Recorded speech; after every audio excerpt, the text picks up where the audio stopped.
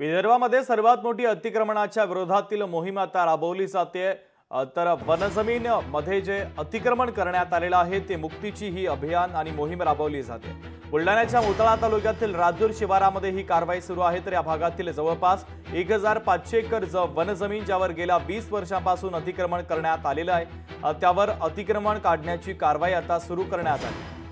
तर लवकरच ही जागा आता मोकळा श्वास घेणार आहे। जवळपास 100 वन कर्मचारी 50 पोलीस कर्मचाऱ्यांसह एक एसआरपीच्या देखरेखीखाली ही कारवाई आता सुरू करण्यात आलेली आहे।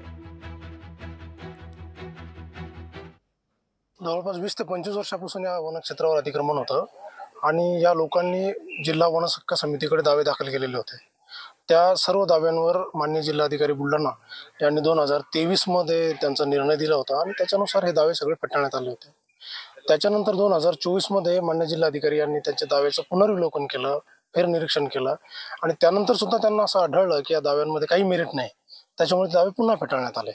आणि मग तो निर्णय जेव्हा आमच्याकडे आला त्यानंतर आम्ही असा निर्णय घेतला की आता हे वनक्षेत्र मोकळं करून आपण आपल्या ताब्यात घेतलं पाहिजे आणि त्यानुसार आम्ही जमीन महसूल अधिनियम 1966 कलम 53 आणि 54 अंतर्गत कारवाई करून हे क्षेत्र आज आम्ही आमच्या ताब्यात घेतोय।